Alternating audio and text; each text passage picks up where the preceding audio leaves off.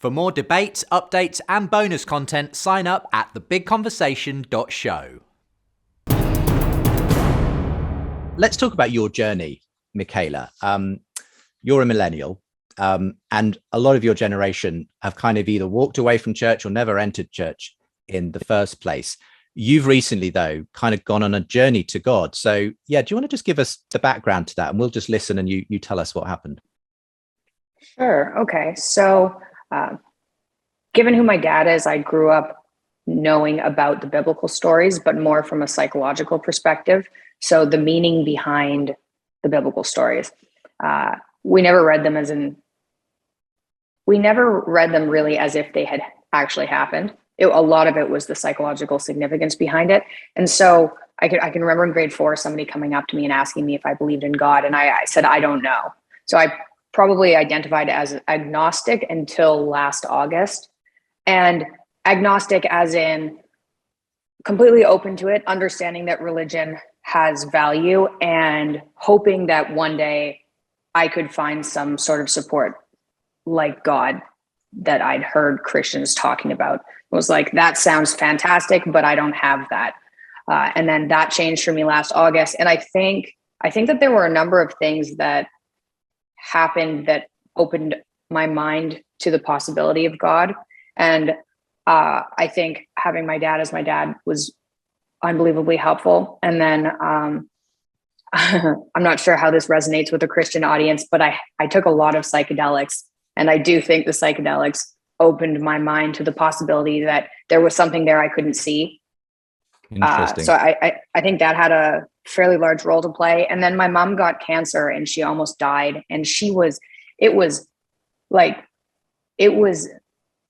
movie style bad. And I'm sure people who are listening have had family members get sick, and it is just a sick person in a hospital is horrible, right? And she was unbelievably sick, and she got this rare cancer that nobody gets, and there were no studies on it, and the death rate was 100%. And it was like, you have 8 months starting now and nothing helps.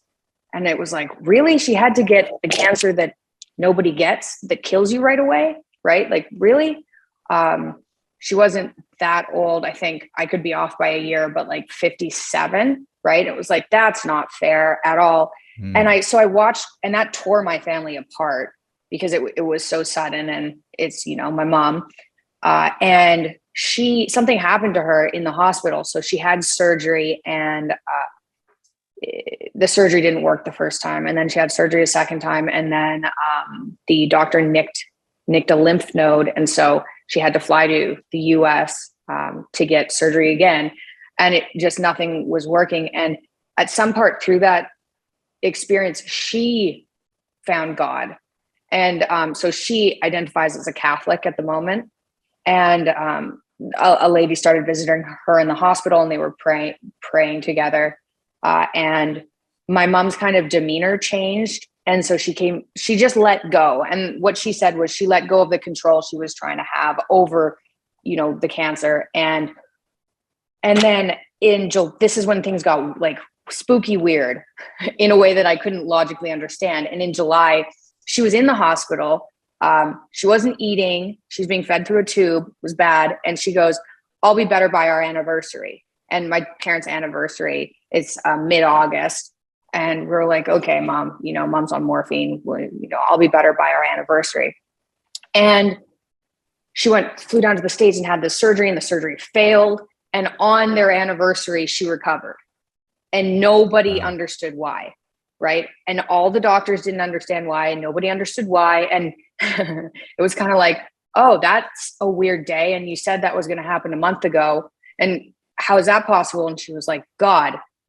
And I was like, okay, not entirely sure how I can logic my way out of that, that experience. So that happened. And then we just had like 2 horrifying years after that. And my dad being in and out of hospitals with doctors misdiagnosing him, put on medications that were making him sicker. And just like, again, every single day was so awful that I couldn't believe it was happening. Right.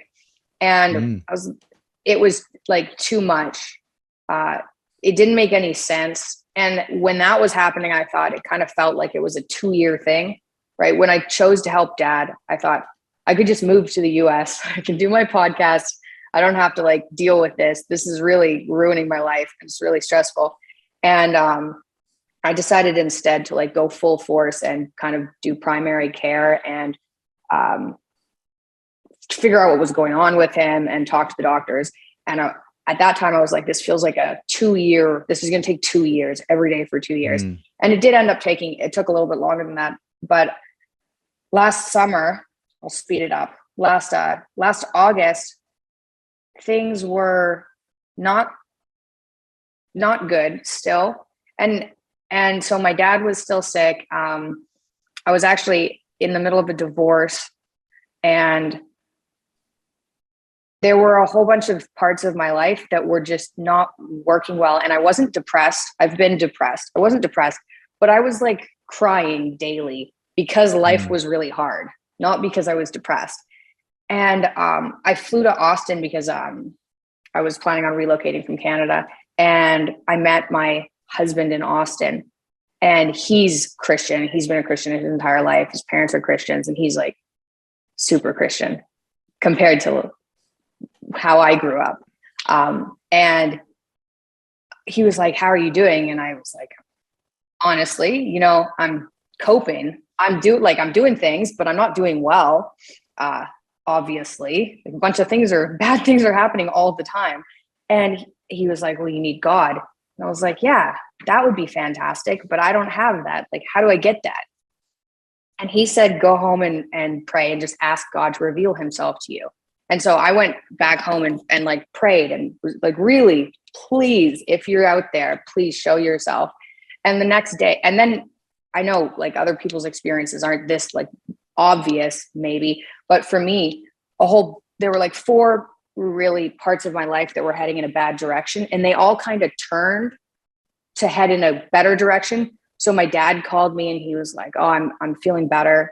We're on this diet for autoimmune disorders, and he'd gone back on the diet and it had started to help finally.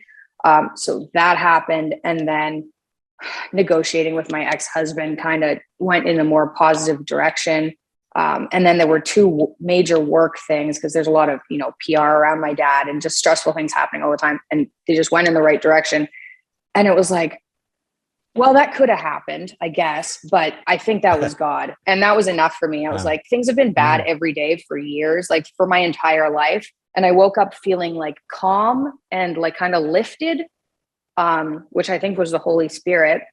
I just felt a calm that I hadn't felt before. And then aspects of my life were improved, and things have been up and down since then, but I've always felt like comforted in a way I hadn't before. So that was last August. Wow. That's such an interesting story. And I mean, you said obviously that your husband, who I understand is also a Christian, has been obviously a significant part of that. And is that a kind of, a name you're happy to give yourself now, that you're a Christian and not just someone who believes in God generally, as it were?